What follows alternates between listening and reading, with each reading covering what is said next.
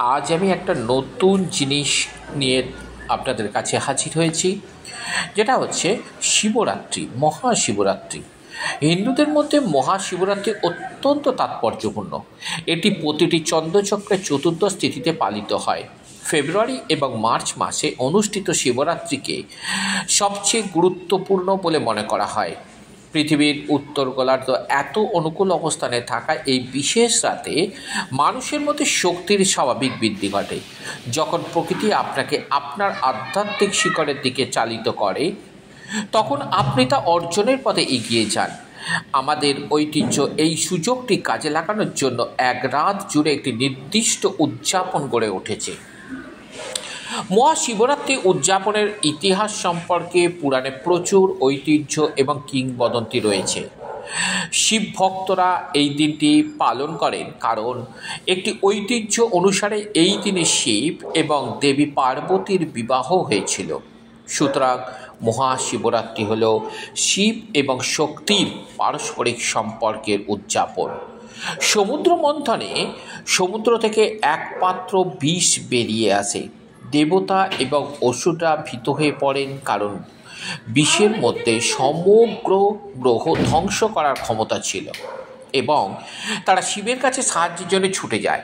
শিব পৃথিবীকে এর ভয়াবহ পরিণতি থেকে রক্ষা করার জন্য মারাত্মক বিষ পান করেছিলেন, কিন্তু তিনি তা পান করেননি। এই কারণে তার ঘাড় নীল হয়ে যাওয়ায় তাকে নীলকণ্ঠ নাম দেওয়া হয়েছিল। আরেকটি পৌরাণিক কাহিনী অনুসারে তাণ্ডব হলো একটি পবিত্র নৃত্য যা শিবরাত্রির মধ্যরাতে ভগবান শিব পরিবেশন করে।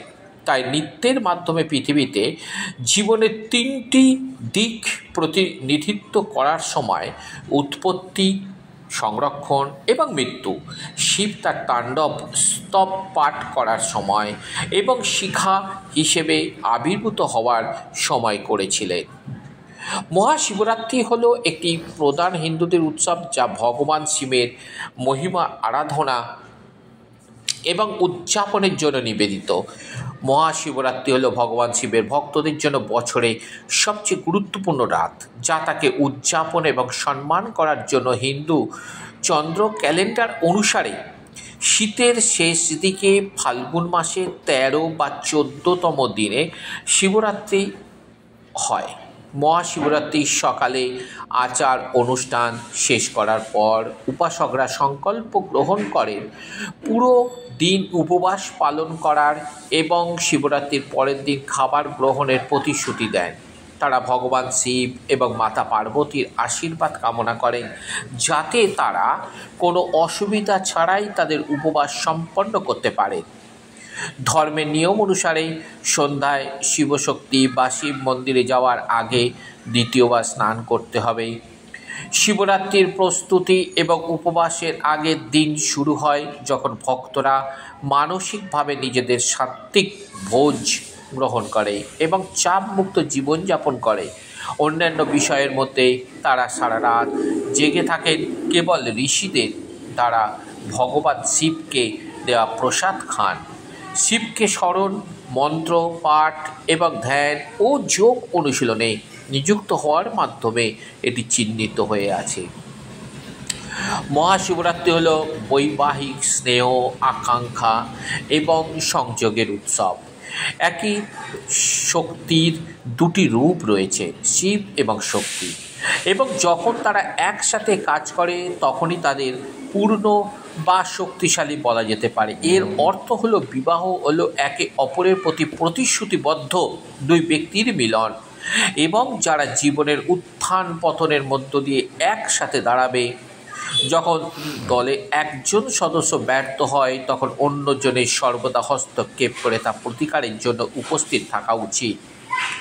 মধ্যরাতে ভগবান শিবের কাছে প্রার্থনা করলে একজন ব্যক্তি পাপ মোচন এবং পরাজিত হবে, যার ফলে সে পবিত্রতার পথে যাত্রা শুরু করতে পারবে। এই সময়কালেই উপবাস করলে তাদের ভাগ্য দ্রুত ভালো হবে। এই ধারণাটি এই উৎসবের আরেকটি গুরুত্বপূর্ণ তাৎপর্য। মহাশিবরাত্রি হল শিবহোমেনের চিরন্তন বাস্তবতা নিয়ে চিন্তা করার সময়, যার অর্থ আমি সেই ধারণা, আমার নাম শিব, আমি সত্য, মঙ্গল, শাশ্বত এবং মহিমা আমি ঘোষণা করি। ব্যক্তিগত জ্ঞানার্জন, আর্থিক সাফল্য এবং অগ্রগতির জন্য এটি একটি শুভ দিন হিসেবে বিবেচিত হয়। আজ এই পর্যন্ত আপনাদের শোনালাম। যদি ভালো লাগে অবশ্যই একটা শেয়ার, কমেন্ট এবং করবেন। তবে যারা আমার চ্যানেলে নতুন আসছেন তাদেরকে বলবো অবশ্যই আপনারা সাবস্ক্রাইব করে রাখবেন। আমি কিন্তু এই রকম নতুন নতুন ভগবানদের নিয়ে কিন্তু আমি আলোচনা করে থাকি। অবশ্যই আপনারা আমার সাথে থাকবেন। তাহলে আজ আমি এই পর্যন্ত রাখছি। আপনারা আমার সাথে থাকুন, আমার চ্যানেলকে আপনারা সাবস্ক্রাইব করুন।